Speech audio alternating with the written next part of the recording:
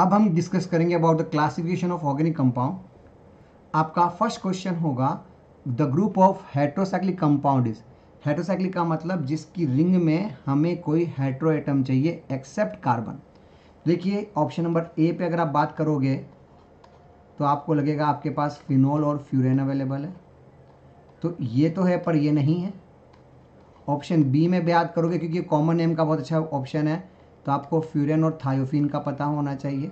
तो बेटा इस समय आपको ध्यान रखना है कि आपका आंसर बॉम्बे आने के चांसेस है, बिकॉज इसके अंदर यहाँ भी हेट्रो एटम है और यहाँ भी हेट्रो एटम है। Option number C thiophene phenol नहीं हो सकता, बिकॉज अभी अपने डायग्राम बना लिया है। Option number D furan alanine, तो वो भी नहीं हो सकता। तो ओवरऑल आपका आंसर क्या आना चाहिए इस कहानी में? बॉम्बे। अगला क्वेश्चन आपके सामने है मोल के formula of given compound is. बेटा देखो इसको ध्यान से देखिए, तो यहाँ पे आपके पास this one this one this one this one, इससे आपको C6 समझ में आ जाएगा। और जो बच गए आप वहाँ पे H मानो, बिकॉज कार्बन वैलेंसी 4 होती है और यहाँ पे हमें बराबर रूप से 3 वैलेंसी सबकी नज़र आ रही है, तो हम इसको इस तरह से रिप्रेजेंट करेंगे तो ये H6 हो जाएगा। एक्चुअली ये बेंजीन का एक अलग फॉर्म अवेलेबल है जिसे हम आइसोमर के रूप में यूज़ कर सकते हैं। इसे हम प्रिज्मेन के नाम से जानते हैं। ओके, आपको क्वेश्चन नंबर 3 में क्या दिखाया गया है? If the some compound are given, ऐसा दे रखा है आपको होमोसाइक्लिक ढूंढना और हेट्रोसाइक्लिक ढूंढना है। होमोसाइक्लिक का मतलब जो ओनली कार्बन की रिंग से मिलके बनाओ।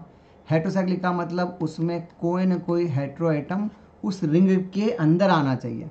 देखिए ये आपको बताना चाहता हूँ होमोसाइक्लिक, जिसको मैं ग्रीन कलर से रिप्रेजेंट करूंगा, ये फर्स्ट, ये सेकेंड, ये थर्ड और ये फोर्थ। ध्यान से देखो कार्बन से जुड़ा हुआ है, ऑक्सीजन बाहर की ओर है, तो देख सकते होमोसाइक्लिक का आंसर 4 आना चाहिए। लकीली हमें तो वैसे ही दिख रहा है। अब बचा हमारे पास में हेट्रोसाइक्लिक, तो देखो ऑक्सीजन आ रहा है, नाइट्रोजन आ रहा है, सल्फर आ रहा है, ये आपका हेट्रोसाइक्लिक। देखो आपका आंसर थर्ड, देखो your ratio will be 4:3। Question number 4 क्या पूछा है? Which compound are homocyclic. Homocyclic का मतलब जिसमें कार्बन से ही मिलके बने और बीच में हेट्रोएटम नहीं आना चाहिए। ध्यान से देखिए ऑप्शन नंबर ए में एन आ रहा है, ऑप्शन नंबर बी में भी एन आ रहा है, ऑप्शन नंबर सी में ओ आ रहा है पर रिंग के बाहर आ रहा है। ध्यान से देखो रिंग वाले कार्बन में सब जगह कार्बन कार्बन कार्बन ही है, तो ये ऑप्शन नहीं हो सकता। और यहाँ पे ऑक्सीजन आ रहा है तो ये वाला भी हो गया हेट्रोसाइक्लिक। तो भैया आपका आंसर क्या आना चाहिए? सी आना चाहिए, क्योंकि उसमें सब कार्बन से मिलके बने हुए हैं। How many function groups are present in the given compound. Question number 5 का मतलब इसके लिए आपको बस इतना ध्यान रखना है कि आपको ग्रुप को फंक्शन को पूरा एक मानना है। इसके लिए आपको IUPAC का अच्छा आइडिया होना चाहिए। आइए जरा देखते हैं क्या पंगा है। क्या आपको लगता है एल्कोहल अलग होगा, कीटोन अलग होगा, ईथर अलग होगा, ये पूरा जखीरा एनहाइड्राइड भी अलग होगा, ये आपका एमीन कहलाएगा और ये आपका पूरा एक साथ रिजोनेंस होने के कारण एमाइड कहलाएगा। तो टेक्निकली 1 2 3 4 5 6 आपका आंसर क्या आना चाहिए? 6। हम नाम भी लिख सकते हैं ताकि हमें थोड़ा सा और जान पहचान बनने में मदद मिले। जैसे नंबर 1 तो हम क्या बोलेंगे? हम इसे अल्कोहल बोल सकते हैं। नंबर 2 तो हम इसे कीटोन बोलेंगे। नंबर 3 तो हम इसे ईथर बोलेंगे। नंबर 4 तो हम उसे एनहाइड्राइड के नाम से जानेंगे। नंबर 5 तो हम उसे एमीन बोलेंगे और नंबर 6 तो हम उसे एमाइड के नाम से जानेंगे। ओके,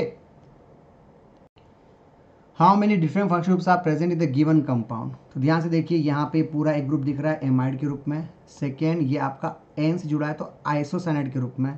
थर्ड ये आपका एल्डिहाइड। 4 ये आपका एल्कोहल। 5 ये आपका एमीन। 6 ये आपका कीटोन।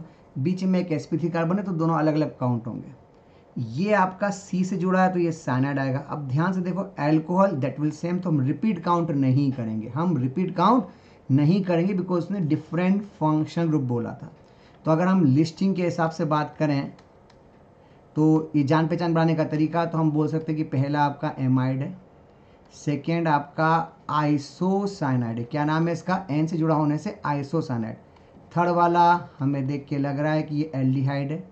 फोर्थ वाला ये आपका एल्कोहल है। फिफ्थ वाला ये आपका 2 डिग्री एमीन है। 6 वाला ये आपका कीटोन है और 7 वाला ये आपका साइनाइड है। तो ओवरऑल आपका आंसर क्या आना चाहिए? 7 आना चाहिए। ठीक है, क्वेश्चन नंबर 7 में आपसे पूछा जा रहा है which of the following statement is true for the following compound. आपका नाम है स्पार्टम, जिसको हम फ्यूचर में बोलेंगे इस known as a icing sugar. हम केक और पेस्ट्री में ये शुगर के रूप में खाते हैं, शुगर नहीं होती है, एक्चुअली डाइपेप्टाइड होता है।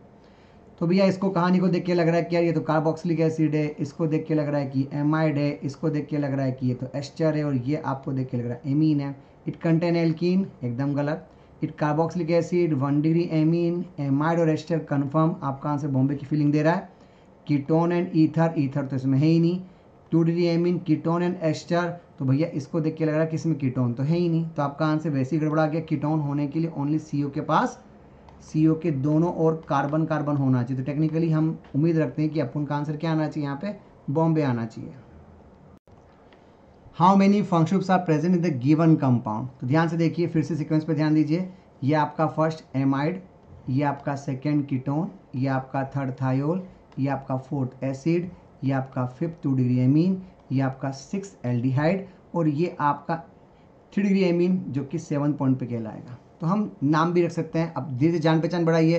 First amide, second ketone, third thiol, fourth acid, fifth 2 degree amine, 6 aldehyde, 7 3 degree amine, तो आपका आंसर क्या आना चाहिए, 7 आना चाहिए।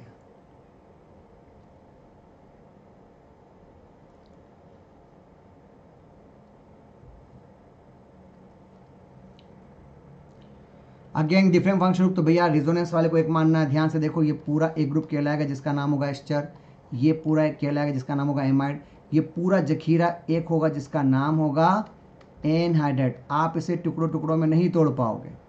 ये आपका क्या कहलाएगा, एमाइड, ये आपका क्या कहलाएगा, एस्टर। उसके बाद ये आपका हो जाएगा फोर्थ ऑप्शन थायोल, और sixth option alcohol, fifth option alcohol. तो आपके पास और कितने आंसर आ रहे हैं, आपका आंसर 5 आ रहा है, बिकॉज एस्टर भी है, एमाइड भी है, एनहाइड्राइड भी है, थायोल भी और एल्कोहल भी है। तो हम बोलेंगे इसमें 5 फंक्शन प्रेजेंट है। क्वेश्चन नंबर 9 में आपसे पूछा गया है इस कहानी के लिए कि different function group are present. तो बेटा देखिए ध्यान से, इस ग्रुप को आप क्या बोलोगे, आप इसको एस्टर बोलोगे। इस ग्रुप को क्या बोलोगे, आप उसे 2 डिग्री एमाइड बोलोगे। ये पूरा जखीरा ये आपका एनहाइड्राइड कहलाएगा। आप इसे अलग अलग नहीं कर पाओगे। ये आपका थायोल कहलाएगा और ये आपका एल्कोहल कहलाएगा। तो कुल मिला के आपके पास कितने ग्रुप्स हैं, ester, amide, anhydride, thiol and alcohol. तो आपका आंसर क्या आना चाहिए, 5 आना चाहिए। क्वेश्चन नंबर 10 आपसे क्या पूछा गया, which of the following is heterocyclic compound. तो ध्यान से देखो, अगर बीच में एक भी हेट्रो आ गया तो हम उम्मीद रखते हैं कि ये रहा आपका आंसर। ध्यान से देखो, ये सब कार्बन कार्बन से जुड़े हुए हैं, तो ये आपका होमोसाइक्लिक कहलाएगा। यहाँ पे तो रिंग का ही प्रश्न ही नहीं उठता, और यहाँ भी कार्बन कार्बन से जुड़े हुए हैं, तो हम इसे क्या बोलेंगे, हम इसे होमोसाइक्लिक के नाम से जानेंगे। तो भैया चूंकि आपको क्वेश्चन में हेट्रो पूछा था, आपका आंसर ए आना चाहिए।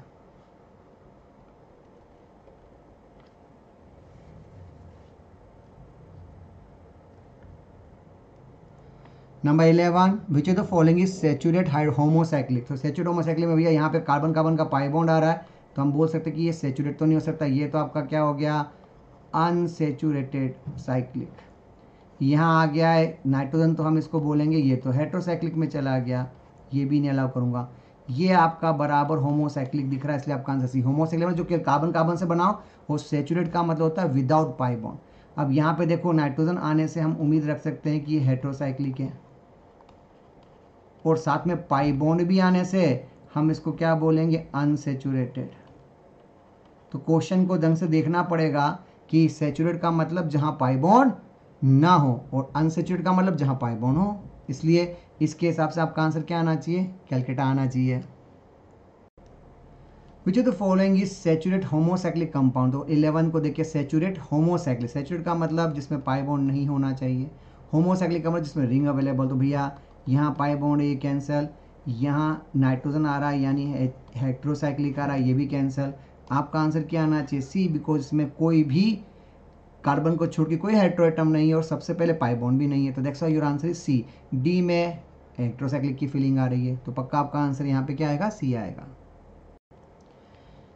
ये डायग्राम वास्तव में पेनिसिलिन का है, ठीक है, मलेरिया में दवाई यूज़ की जाती है। बेटा इसको देख के लग रहा है कि यार इसमें एस्टर ग्रुप है, इसको देख के लग रहा है कि यार ये तो एमाइड ग्रुप है, क्योंकि ये रेजोनेंस करेगा, और रेजोनेंस को पूरे को एक मानेंगे। इसको हम बोलेंगे कार्बोक्सिलिक एसिड। तो भैया एस्टर आपको दिख रहा है, यस। एमाइड आपको दिख रहा है, यस। कार्बोक्सिलिक, बस एमीन नहीं दिख रहा है, बिकॉज एमीन होने के लिए आपको NH2 होना चाहिए था। NH2 यहाँ दिख नहीं रहा है, इसका मतलब आपका आंसर क्या आना चाहिए, सी आना चाहिए। Which among the following heterocyclic compound, तो भैया जहाँ भी हेट्रो एटम आ जाए बस हो गया, इसका नाम साइटोसिन है। आप फ्यूचर में डीएनए आरएनए में इसका नाम सीखोगे। देखो बेंजीन या ये वाला जो पार्ट आपको दिख रहा है, ध्यान से देखो इन सब के अंदर क्या प्रॉब्लम है, ये सब के सब क्या है भैया, होमोसाइक्लिक। तो बस आपका आंसर क्या आना चाहिए, आगरा आना चाहिए इस कहानी में। आपको पूछा गया है क्वेश्चन नंबर 14 में among the following is homocyclic aromatic compound. तो ध्यान से देखिए यहाँ पे हेट्रो एटम आ रहा है तो ये तो HETRO हेट्रो में चला जाएगा, यहाँ भी N आ रहा है तो हेट्रो में चला गया, यहाँ भी N आ रहा है तो हेट्रो में चला गया। केवल एक ही ऑप्शन ऐसा दिल्ली दिख रहा है जिसमें सब कुछ कार्बन कार्बन से मिलके बना है, इसी को हम होमोसाइक्लिक या कार्बोसाइक्लिक के नाम से जानते हैं। That's why your answer is Delhi with this. Question number 15 which the following is homocyclic alicyclic compound. तो होमोसाइक्लिक बोलते हैं आपको समझ जाओ कि यार ऑक्सीजन आते ही ये तो हेट्रो में चला गया, यहाँ भी ऑक्सीजन है इसको भी हेट्रो बोलना है, यहाँ भी ऑक्सीजन है इसको भी हेट्रो बोलना। बस यही ऐसा एग्जाम्पल है जो पूरी तरह से होमोसाइक्लिक के रूप में रिप्रेजेंट कर रहा है, इसलिए हम इसको क्या बोलेंगे, दैट्स नोन एज ए सी। और एलिसाइक्लिक का मतलब साइक्लिक तो होना ही चाहिए। ओके, क्वेश्चन नंबर 16 आपसे पूछ रहा है which among the following compound is saturated hydrocarbon. Saturated hydrocarbon का मतलब जिसके अंदर पाई बॉन्ड ना हो। तो ध्यान से देखिए यहाँ पाई बॉन्ड है, ऐसी सिचुएशन को हम क्या बोलते हैं, ऐसी सिचुएशन को हम बोलते हैं अनसैचुरेटेड। यहाँ भी पाई बॉन्ड नहीं चलेगा, यहाँ भी पाई बॉन्ड, तो हम बोल सकते हैं कि यार ये वाला जो पूरा ऑप्शन दिख रहा है ना, ये आपका अनसैचुरेट का ऑप्शन दिख रहा है। तो भैया फिर सैचुरेट किसको बोलेंगे, तो दिख रहा है सी ऑप्शन, बिकॉज इसमें ओनली सिग्मा बॉन्ड है। सैचुरेट का सही मतलब है जिसके अंदर ओनली सिग्मा बॉन्ड हो, यानी पाई बॉन्ड एब्सेंट हो।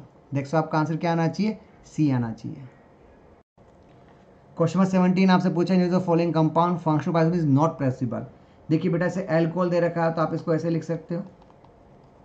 अब एल्कोहल को अगर हम ऐसे लिखें तो हमें पता है हम इसे ईथर लिख सकते, तो ये तो शो कर रहा है। एल्डिहाइड तो हम अच्छे से जानते हैं कि अगर एल्डिहाइड के रिस्पेक्ट के लिए आप ये ऑप्शन यूज़ करोगे तो हम क्यों ना इसको बीच में लेके आ जाएं, तो भैया इस समय इसको हम कीटोन बोल देंगे, इसका मतलब ये भी प्रॉब्लम करेगा। एल्कालाइड यहाँ पे हम फंस रहे बिकॉज ये मोनोवेलेंट है, आप चाह के भी Cl को बीच में नहीं ला सकते, ये गलती कर दी। इसका मतलब आपका आंसर क्या आना चाहिए, सी।